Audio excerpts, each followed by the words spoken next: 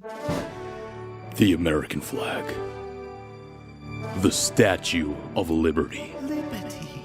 The Lincoln Memorial. And of course, Harborough Auto. The Dynasty Podcast is brought to you by Harborough Auto. Winner of the 2014 Dealer of the Year Award, Harborough Auto has a glorious inventory of certified pre-owned cars and trucks. Stop dicking around. Do your duty as an American citizen and check out Harborough Auto today.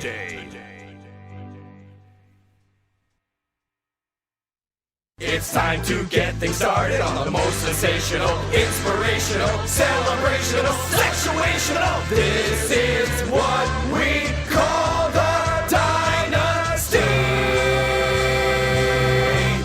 Podcast. Disclaimer. The thoughts and opinions of the two cocksuckers you are about to hear come from the mouths of two individuals who have never won a championship in 17 combined seasons. Please feel free to take their opinions and shove them up their dumbasses.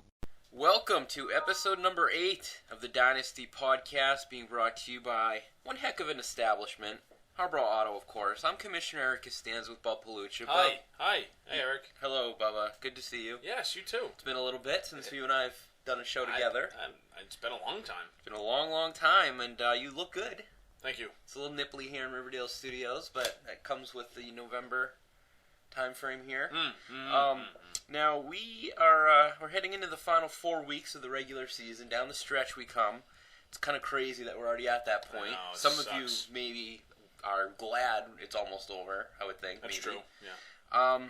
I want to talk to you a little bit about something that has been bothering me on a personal level. Okay. And no, it's not regarding the friggin' stupid weekly fantasy gaming thing that we talked about a couple shows ago, the DraftKings shit, whatever it is. Along the same lines, though, so a lot of leagues out there, and I disagree with this, but a lot of leagues out there have their fantasy playoffs in like weeks like 14, even 13, 15, 16. I think 15, 16-ish is probably the standard for a lot of leagues. Obviously, the Dynasty is not playing by anyone else's rules. We're not the standard league. We're the trendsetters, if you will. We like to take advantage of the full amount of fantasy football nirvana and fun that you possibly can get. But I listen to maybe some podcasts. I listen to I read some stuff online and from Twitter and stuff like that.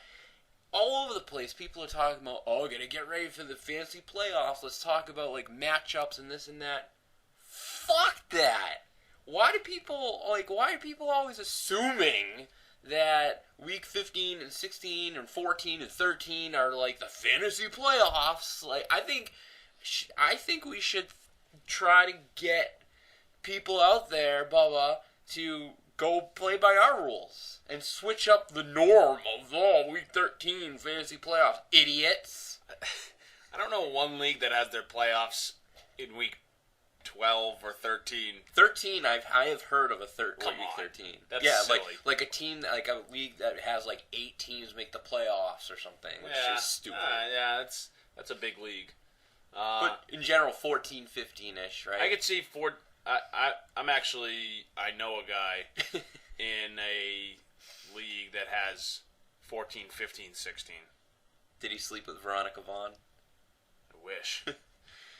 But yeah, no. It's annoying. Yeah, I mean, football is it's a short season. It is. So I can see trying to squeeze all the juice from that lemon. Make some lemonade, and then you swig it down, and next thing you know, you're drunk off of old Grandpa's cough medicine, Bubba. Edition 3 of the Riverdale Gazette has been released. Yep. It's been reviewed. Yes. And read by many. Yes. Although I think it has been. Actually, Coach Matt Whiffen was the only one to let me know, that he enjoyed it. So I hope everyone out there got it and read it and enjoyed it. There was a little bit of a mailing issue, apparently. Yes. I don't know why, but I think most people got it on Monday. Yes. But I did email it out over the weekend. it involved a lot. Had that new little trade chart. It had a little breakdown of some draft decisions. Anything that stood out to you that you want to talk about regarding the Gazette, Bubba? I enjoyed the draft day decision piece. That was new. You know, discussing potential, because that's always fun to look back at the draft and say, oh, well, I should have drafted him, or he should have drafted him or him. So it's always interesting to kind of look back. So that was new and interesting. Yeah, regarding that, I'll give the credit actually to Jay Young. I think. Never mind. I fucking hated that then. That was dumb. That was a stupid thing. Yeah, I think it was the day of or a day or two later. He mentioned like, hey, it'd be cool if like there were a couple of decisions that like I found interesting, like the ones that were referenced in the Gazette. Maybe we can look back at those like later on in the year. And I remembered that. I made note of that. Yep. And so with that said, if anyone in future years has any of those player decisions that you found interesting, whether it involved yourself or not, let me know, and we can add that to future Gazette years. Moving forward, articles and whatnot. Yeah. So on this show, we're gonna do our normal routine. Bob, did you know that there is a little something called Fantasy Sports Trade Association? Have you ever heard of that? No, I don't know what that is. Well, Bob, per their website, the Fantasy Sports Trade Association, or the FSTA, the kids call it, it was founded in the late 1990s, and it's there to provide a forum for interaction between hundreds of existing and emerging companies in a unique and growing fantasy sports industry. Huh. So, they conduct conferences, they distribute statistics, all revolving around, obviously, fantasy sports. And actually, I've tweeted many times some stats that they have published. And actually, Johnny C. and I talked about some of the stats on a previous show. We are going to have the president of the FSTA, his name is Paul Charchian, on this show during the interactive segment. Ooh. So we will talk to him a little bit of what they do there at the Fantasy Sports Trade Association. We'll talk a little bit about fantasy, a little bit about stats, and where it's headed, and things like that. I like it. Okay, well, every year we like to have some real, fantasy guy on.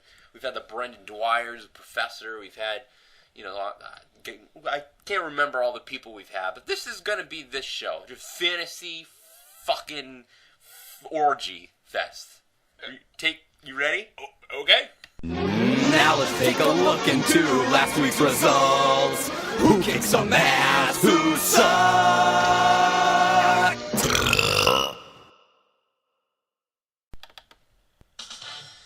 All right, Bob. So, I guess for most of those mortal teams out there, scoring was essentially down for the most part. For most of the teams. Yes. Most of them that are mortal, that aren't X-Men and have superpowers. Real quick, if you could be one X-Men, who would you be? Oh, great question. I'm gonna have to go with who's the shapeshifter? Mystique. Mystique, yeah. So you want to be a girl? Okay, that's cool. Well, tell us a lot about yourself. I'd want to be Rogue, by the way. Rogue. Who says Rogue? Who says Rogue? No way. No one wants to be Rogue. Is Rogue even in the movie? Yeah, I think. Yeah, she's the one that can't. She tries to touch Iceman. Right.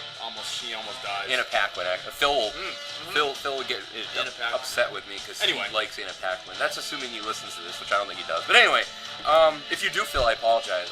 We have no idea. As we talked about in the Gazette, it was really me. I don't want to make this a big deal, but there's just so many coaches out there, of the 6 remaining that don't provide us feedback. You guys might listen. Maybe you don't. I don't know. Whether you do, you don't. It's okay. We just don't know. You might listen. You might also not listen. There it is. That was Jeff Darlington. So VIP. Let's start with the North. Looking at Week 11 here. VIP lost by more points than anyone has lost so far this season with a score of 174 to 76. He got rocked. Complete shellacking. He got rocked. Handy Quacks, they won its 7th straight game, defeating you, Bubba. Yes. Giving you they have a 2-game losing streak. That's okay. And actually, we have a caller who would like to ask you a question. Shall we play this? Okay. Yeah. Hey guys, long-time listener, and love the show. My question is for Bub. Having lost 2 in a row, do you have any concerns about the coming weeks? And what is the percentage of you not making the playoffs? Wow. So, cat out of the bag. I think we all know who that was. Could you hear? That? Oh yeah. So I got it loud and clear. It's Coach Brandon McDowell, by the way. So, would you like to address this question? And sure. I think he speaks for the public. Yeah, to be honest. Absolutely. 0% concerns. 100% making the playoffs. That's absolute fact. I got shellacked by you. There's not much I could really do about that anyway. You put up a $190, so that's fine. This past week, I only put up 90. I had a chance to win. But in the last 2 weeks, I'm just not putting up the touchdowns. Yeah. Demaryius Thomas, 100 yards each game. Mark Ingram has had like 220 yards combined in the last 2 weeks, no touchdowns. Yeah. Freddie Morris, 130 yards, no touchdowns. 2 weeks ago, DeMarco had 120 yards, no touchdowns. Yeah. So, the touchdowns aren't there, but I'm still putting up, for the most part, a lot of points. Right. I have Josh Gordon coming back now. Right. Hopefully Gio's back from injury, so I got a plethora of running backs. I'm literally not concerned in any sense of the word. All right. Well, fair enough. Fair question, Brandon. You just responded to Brandon, who, like I said, I think probably speaks for a lot of the league out there, wondering about. You've been a little bit high profile team this year, obviously. Do you think anyone is surprised at, not to switch this on me, but I am like coach in the league? Do you think general people are surprised with the amount of points they're putting up and how? I'm surprised. You are. Do you have any questions that you would like to ask me on behalf of yourself or the rest of the league regarding me and my team, or should we just move on? Because I think we're probably some of the high-profile teams. I don't think we don't have a coach's interview this year. I don't think there's many questions that need to be asked. It's just surprising that you continue to put up this many. I mean, you obviously have a very good team, but like 174 this past week. That it's just surprising that it's continuous. Yeah, it's continuously is above 150. So I guess is that kind of a question where you'd like to know me? Because I have there's a reason. Do you want me to ask you a question? Do you have something you want to say, Eric? There's a reason. There's a reason why I've been putting this amount of points up. So to that point, why, Eric? Why have you been putting this many points? Eric Costanza from Riverdale, Massachusetts. Eric Costanza from Riverdale, Massachusetts. Is the greatest fantasy football player who ever lived. Is the greatest fantasy football player who ever lived. Whoever lived. Whoever lived. Whoever lived. So there you go. I mean, I'm just saying. I didn't even have to answer the question, actually. Thank you, Jamie Eisenberg. You're right. Dave Richard. So, what was that, Bob? So wait, what did you say? I love you. So basically, we should all quit, right? Because you're gonna win at this point. Whoa! Right? You're definitely gonna win the Dynasty Championship, right? You're definitely gonna win this year. No questions asked. See how the tables have turned? Eric? I was trying to do this to you a couple weeks ago, and now you're doing this to me. I'm just saying. I like this. I'm just saying that you are definitely going to win. You're definitely not going to lose in the first round like you always do. You're definitely going to win the Dynasty Championship this year. We shall see. We shall see. Boston Loggers beat Satanists. How's that for a segue? Who the fuck cares?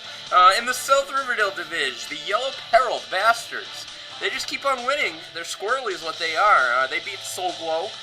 Brutal Deluxe, they got hit with a few injuries, but was able to squeak by Hong Kong. And in a bit of an upset, the Pig Newtons and Jonas Gray. Yeah, Jonas Gray. Who is still putting up yards on as of yesterday, which is Tuesday, due to stat corrections. He took down the Senators. So let's some thoughts regarding Week 11 that we haven't already talked about, Bob.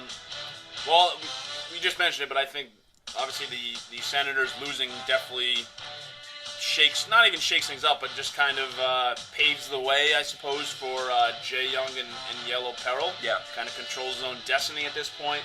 Does have a big game this week, which we'll get into.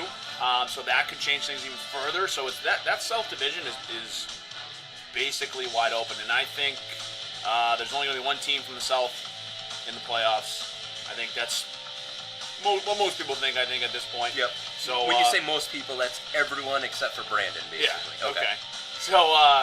So at this point, it's up in the air, and that's going to be interesting moving forward to see what happens. It is, and I'd like to talk a little bit more about the South in a moment, but a few quick statistics. Regarding the Handy Quacks, they obviously in a recent winning streak here, The franchise has actually finally got back to the 500 winning percentage all time at 43 and 43. It's been really tough sledding for that franchise over the past few seasons. He does like sledding, though. Does he? Is he a sledder? He's a big sledder. Yeah. Coach Johnny C. Satanists. We had a league poll up this week. Yes. Maybe if you could bring it up and maybe I can't believe take a look at it. I'm a little upset with this. The last time I checked, I think we had a grand total of 4 people respond to it. Maybe, I don't know if that's changed. Bub is bringing it up now, and it's not the easiest thing to find, thanks to CBS. What do we got, Bub? 6 total votes. 6, so half the league. Now, let me ask you, before we even talk about the actual poll, do you think that it is coaches, like, not caring / not wanting to participate in the poll, laziness, or do you think it's partly due to CBS's new look and feel? It's harder to actually even see and find and vote on the poll. I'm gonna give people the benefit of the doubt, and if you don't visit the page right when the poll is posted or that day, it's like hard to find. It gets buried a little bit. It was never like that before. So I'm gonna give everyone the benefit of the doubt. I agree with you, Bob. I'm gonna give everyone the benefit of the doubt. But someone voted for me. Yeah. So back to the poll. Everybody, all 5 of 6 people said that John is going 0-15. And one person said, like you just said, that he's going to lose, or you're going to lose to him in the final week of the season. Which, care to guess maybe who that is? Brandon. I'm guessing that as well. Brandon. We don't know. We have no way of finding out, but... Bitch. What else? You know what, Bob? As I mentioned before, let's talk a little bit about the South, because at this point we think we pretty much know the 3 teams in the North making it in some order. Yep. But the South is wide open, and actually, technically, I guess you can say it's still 4-team race with Phil kind of in it. Yeah. Can we maybe... There's 4 weeks left, right?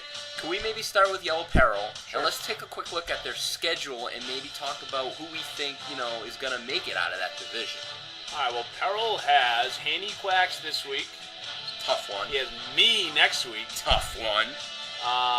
And then he plays Brutal. Tough. Oh my God, I thought someone said Jerry had an easy schedule. He has up to this point. And then he plays Will, week 15. Ooh. He has the toughest schedule of anyone. He absolutely does, I think, out of the entire league. And actually, a little fun fact, let me ask you, a little quiz sure, for you, Bob. Sure, Jay Young. Regarding Jay Young, yes. Okay. How many of the 11 games so far, how many times has he scored 100 or more points? Twice. 4. Really? 4 out of 11. But how many times has he scored more than, 105? I think once. Yeah, probably. It's been 100. Yeah. So he's gonna have to put up more points to win these. He might not win a game the rest of the year. Wow, possible bold prediction later on. Now let's go over to Brutal, Bubba. What is the remaining schedule for Brutal? All right, so he plays Heaney this week. Okay. Brian next week. Oh wait, who am I looking at? Brutal. Oops, sorry. So he does still play VIP. Yes, VIP. Where am I? No, he plays VIP. I keep looking at VIP. I'm just thinking about Chris. Then he plays you, week 13. Yeah. And then he plays Jay Young. Uh-huh. And finally, he plays Phil. So that's not that easy either. Not as hard as Jay Young. Yep. Let's look at the Senators. The Senators. I know he's playing the Satanists this week, so that's pretty much a win. He plays the Satanists, then he plays the Loggers, which is not a guarantee, but I guess one of the easier teams, sure. I guess. No offense, Ben, but a guy who sold. Then Senators plays Brian Soglo, and he finishes with Yellow Peril. Ooh, so that's the easiest of the 3 so far, and I have a feeling that final game between Senators and Peril may mean something. It could. Why don't we just look at Pick Newtons as well, for the fuck of it? You never know. All right, he plays the Loggers. Okay. Then he plays Haney Quacks. Uh-huh. And then he plays the Cavaliers, Hong Kong. Yep. And he ends with Brandon and Brew Deluxe. All right, well, I'm going to say he's going to lose to both Brandon and Handy Quacks, and I don't think pretty much out of it, though. Yeah. All right, well, we'll see. The South is going to be interesting, and then for the Northern teams, we're really just kind of fighting for positioning, number 1 seed, who gets to call who out, and that's pretty much it, Bob. Yep. So let's move on, shall we? All right. Stop everything. Seek shelter. Run for the hills. We have ourselves breaking news from the world of the Dynasty. So more than likely, at the time you are listening to this show, the trade deadline has come and gone. But right now, as we're filming here at 3:41 p.m. Eastern Standard Time on Wednesday, November 19th. Sorry. We still have a couple hours until midnight, right? Yes. And there have been 3 trades that we are here to announce. Let's talk about them. Okay. I'm going to say them. You tell me what you think, Bob. Okay. First one, Brutal Deluxe, obtaining friend of the Dynasty Podcast. We had him on a couple weeks ago, Niall Davis, and his extreme southern accent. And he is trading him Hong Kong is trading him to Brutal. Hong Kong is getting kicker Mason Crosby in a 2016 12th round pick. Thoughts? It's Brandon covering his bases, assuming he makes the playoffs, and Jamal Charles might not play Week 17, so he hasn't had a set. Yeah. I don't hate it. I mean, it's a 12th round pick. Yeah, it's nothing big, so Yeah, I don't hate handcuffing. it. Yeah, it's a smart move. And good job by Matt. Obviously worth getting something, right? What else? Okay, next trade was Yellow Peril in Hong Kong. Yellow Peril is receiving Tony Romo and a 6th round pick, which was originally his own pick from Hong Kong. Hong Kong is obtaining Reggie Bush and a 5th round pick. Thoughts? Not a bad. I mean, I guess he does need another quarterback because Matt Ryan's god awful, especially on the road. He's pathetic. So he does need another quarterback. Romo, yeah, I guess it's good. I don't know. He's okay. I guess he's an upgrade from anything else that he could get. Mm-hmm. And he only had to give up, do you think 10 picks, slots, pick between the wise, 5th and the 6th. Yeah. Do you think that Jay Young maybe could have gotten a better quarterback for the same type of value regarding I guess picks? do you have anyone in mind that you're thinking of? Well, Who's available, I guess, is my question. Tom Brady? Yeah, he might have. Solo, right? Potentially, yeah. Maybe one of Phil's quarterbacks between Sanchez and Big Ben? I don't know. Oh, but is that better than Romo? I don't think Sanchez is after that performance last week. All right. Well, who does Ben have? He doesn't have poo-poo. He had Foles. He has poo-poo is what Ben has. All right. Well, and then the last trade, Pig Newtons in Hong Kong. Pig Newtons is a buyer, folks. He is, and again, with Matt. So good job, Matt, here. Again, he's obviously good job, Matt, for next year and beyond, I guess. Which goes, tip of the hat to Matt. Obviously, he's out of it, but he's still, trolling the wheeling waiver and wire, dealing, getting free agents, getting players that have value, and he can trade them for his season that he is hoping to contend. So, good job there. Pig Newtons obtained Odell Beckham and Larry Donnell, a couple of Giants players, obviously, from Hong Kong. And in return, Hong Kong is receiving tight end Jacob Tammy and an 8th round pick. I guess you're not blown away by any of these, huh? No, I mean none of them are blockbusters. They're all small trades, but I don't know. On the surface, they're small, but you never know. This could mean a lot. What was the pick that Phil gave up? An 8th. Yeah, I think that was kind of silly. I think Phil's kind of grasping at straws at this point. 2 games back. I know. We just said Peril has a tough schedule, but I don't think Phil's going to win out. I don't think he's going to make the playoffs. So I think it's hopeful dreams. Wishful thinking? Yeah, wishful thinking, but I don't think it's going to turn into anything. Now, let's take a look into the future with next week's matchups.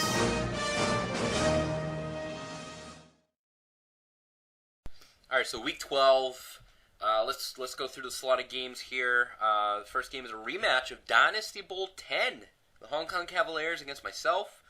Brutal Deluxe going up against VIP. The Senators going up against Satanist. And the Pig Newtons. What happened? Going up against Satan. That sounds better. Going up against Satan? Yes, Satan. Oh, Mr. The devil. Mr. Chickadance, I thought you were someone else. What was that from, Bob? God damn it, I knew you weren't going to know. Ace Ventura. Nah, Don't tell me you haven't seen it. Yeah. Oh, I love that movie. Oh, man, you are unbelievable. Pig Newtons against Lagers, Peril against Handyquacks, and Soglo against Bubba Gump. I think there's probably a clear game of the week here. Bubba, only one. Think? Yeah. The only game of the week that matters is Peril against Handyquacks. Well, that matters to both. Yeah. Obviously, if there's an upset, that's different. But it's the only one that has playoff implications for both teams. Right. It could be devastating for either. Well, I don't think it's devastating that Zach, if he loses, how? But not devastating. But that's pretty big because then he drops to 8 and 4. Well, why would it be big though? Because he's still going for the number one. Let's say he's 8 and 4. Jay Young would be 8 and 4. He's leaving the division. Let's say Brandon wins. Now Brandon's only a game back. Oh, so is there a chance that Zach misses the playoffs? Hypothetically. I don't think statistically. I don't know why I'm speaking like this. I don't think he will, but I'm just saying. I think that's. I agree with you. It's worse for Jay Young. He needs to win that game.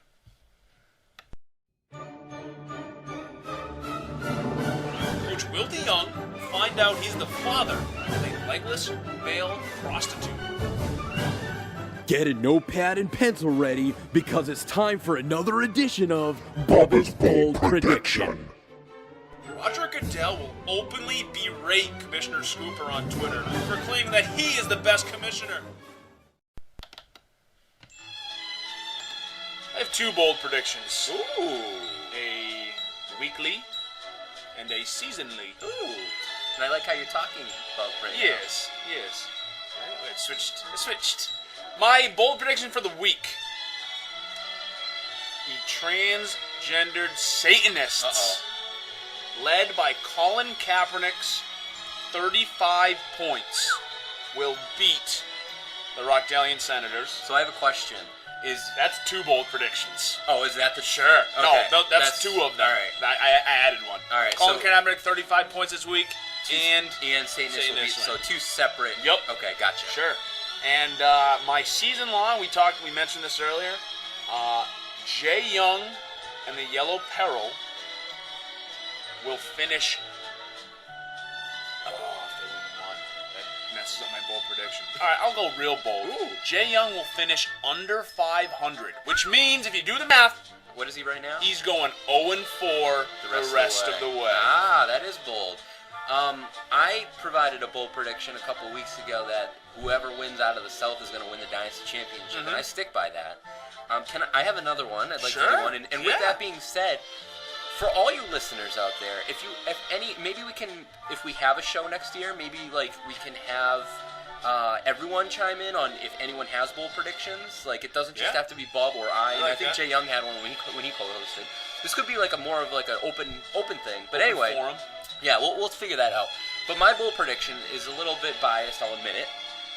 And it's regarding you, a player on your team, Bob. So I admit that I hope this happens more than maybe I think it will. But so Josh Gordon is coming back this week. Obviously, he led my team to a Dynasty Championship last year. I adore the man for that. However, I think that how do I want to say this? I don't think he's going to be good, first of all. So I guess what I'll say is the rest of the way, so starting in week 12 and on, he will not finish as a top 25 receiver. Wow. All right. And if I could speak to it, I think it's because last year, I think the Browns led the league in pass attempts. Yeah, it's true. So they were playing from behind all the time. It's true. And I also think Josh Gordon isn't... I think he might get hurt at some point this year because he's been out of it, obviously. I don't know if he's been, eating his Wheaties and drinking his milk. Maybe he's eating donuts. Yeah, maybe he's smoking cigarettes, eating donuts, and heroin. Yeah, it's possible. But at least he's not Adrian Peterson beating his children. Ooh.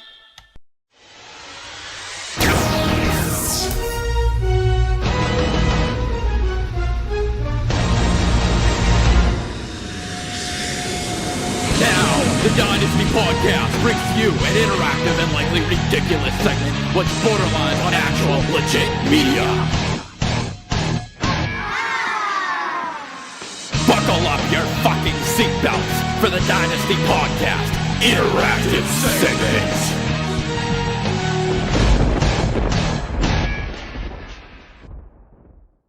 Live on the Harborough Auto Interactive Hotline, we have President of the Fantasy Sports Trade Association, Paul Charchian. Paul, thank you for joining the show. Happy to be on the show. Good to talk to you guys. Paul, I know the Fantasy Sports Trade Association was founded in like the late 1990s.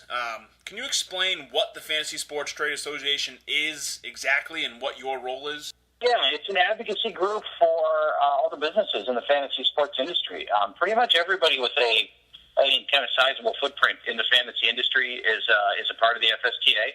We have a 15-person board and 170 member companies, and ranging everywhere from ESPN and CBS and Fox and NBC all the way in the NFL, all the way down to guys with a dream that are just doing something in their basement, and they've got a crazy idea that just might be the next big thing. And so part of what we do is try to really look out for the best for all of our members, and that might be giving people research that we do annually. It can be help with legal issues. Can be help with networking. It's new ideas that are coming across the industry. So there's a lot of different things that we do, including our two yearly conventions that we hold, where everybody in the industry gets to get together and see everybody face to face and hear panels and learn about what's happening in the industry. So that's kind of the gist of what the FSTA is all about. Excellent. Bub and I like to think that we have the next big thing here with this show, but we'll see. Paul, I'm sure you're sure you are aware of a few of these things here, but more people watch the Super Bowl than vote for during presidential elections, and obviously America has kind of a sports-driven culture ingrained within us. The number of Americans playing fantasy sports has grown at a 13% rate over the past 2 years and is now projected to be an all-time high of over 41 million people, which I actually got that data on your website. That's right. Two-part question for you, if you don't mind. One, why do you think fantasy sporting has grown and continues to grow at such a rapid pace? And two, do you think it will just kind of continue to grow and grow and grow, or do you think at some point it will hit a plateau? It can't physically keep growing at this pace. We added 5 million players in the last 2 years. That's 41 million players. I mean, it just at some point it's going to have to plateau to some degree. But the best thing we've got going for us is that people don't stop playing. One of the great research nuggets we've turned up in the past few years is that 80% of today's players believe they're going to be playing a decade from now. Wow. And half of them plan to play until they die. So count us in. That's right. You guys are in. And me too. And I just, that's the best part of it. So even if our numbers stop growing at such a meteoric rate, I just don't see them going downward. Again, because people don't stop playing, they love it, and obviously it's a fantastic pastime that people are very passionate about, and it's how we stay in touch with our friends. And there's so much rolled up to and beyond just what happens on Sunday. Paul, you alluded to a few minutes ago about those conferences. You said you had like 2 every year. I understand you had one fairly recently with a lot of new information and data about fantasy sports. Could you kind of fill us in on some of the highlights? Yeah, this summer, the main thing that we did this summer was what we call an incidence study, where we checked for the incidence of people playing in the U.S. and Canada, and that data is what brought us to the 40.5 million players in the U.S. and Canada. Our previous number from last year was only 36 million. So you can really get a sense of how much it's grown. And the conference that we just had was an outstanding conference. We've never had more people at one of our conferences. We've never had more businesses represented. We literally maxed out our ballroom at the hotel that we were at in downtown San Francisco. Mm-hmm. And we also had the Minnesota Vikings and San Francisco 49ers there talking about their new stadium efforts and what they're going to be, how they're going to be to fantasy fans in their new stadiums, which is great. I mean, it wasn't that long ago that you couldn't get the NFL or NFL teams to even acknowledge that fantasy was a thing, or and if they did, it was backhanded comments or even something suggesting they didn't like it. So the fact that we've come this far with fantasy it's extraordinarily gratifying for people like me that have been in the industry for a long time. And remember the old days when people used to confuse fantasy football with Dungeons and Dragons. Right. Well, I've been lucky enough to go to several different NFL stadiums. It certainly seems like some of the new stadiums are more apt to implement some of the technology that fantasy gamers are in need of when they're actually at a game. Whereas some of the older stadiums, I guess, such as one of them was with Buffalo, the Jumbotron or whatever you call it, is very small, but hopefully, that will become kind of more of the norm versus the exception. I have a little bit of, I guess, of a silly question for you, Paul. Have you given any thought into giving recognition to some of the actual users or fantasy players that, in determining, I guess, like, for example, the best fantasy league? I know that you guys give out a lot of, annual awards, best site, best app, on your phone, things like that. I hear a lot of fantasy players say that, they have the best league. Like, oh, I'm in the best league. No, I'm in the best league. It would be kind of cool, or at least interesting to maybe, I don't know how, but somehow figure out an actual real way of, determining what the best fantasy football league is or what the best fantasy baseball league is, so forth. Is that in any of your thought at all, or do you think that's possible? Yeah, well, we've talked about it. For example, we have an industry hall of fame with 18 people in it that have been people that have been in the industry 10 or more years and have made significant contributions to the industry, changed the way that we play fantasy sports or that we digest fantasy sports or wrote about fantasy sports, whatever. And we've talked about trying to do something like that, like a hall of fame for fantasy players. But the problem is there's no baseline. Everybody plays differently. Everybody plays by their own rules, and that's part of what makes fantasy great. Is there's no governing body that says, "Bubba, you're playing this way. The way you're going to play is by this scoring system and these rules." And so nobody's really on the same playing field. So it makes it a lot harder, I think, to identify truly great owners. You could tell me, I won my league 3 straight years, and that's great, and it's almost certainly a great accomplishment. But I don't know anything about your league. I don't know the quality of the players in the league. I don't know how you score it.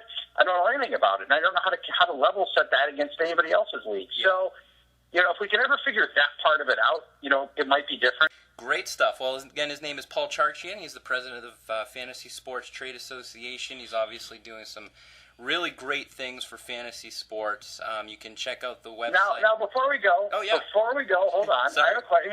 It's called the Dynasty Podcast. Yes. So do you orient yourself towards dynasty leagues in particular, or is that just the name of the podcast and it's not necessarily something that you cover? Yeah, you know what? That's a good question.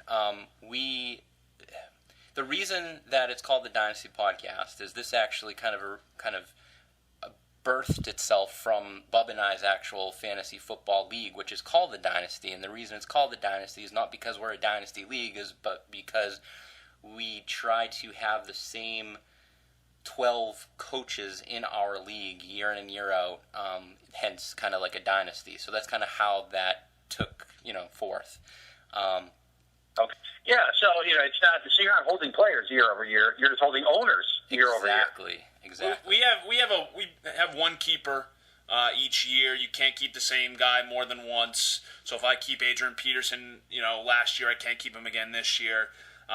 So we only do one. We don't keep 5 or 6 like some other leagues do. But it's fun to have different players on our team each year, I think. But we also do, in addition to a live draft, which is kind of common nowadays, we have our own Twitter. We obviously have a very popular podcast here. Facebook page. We do videos. We do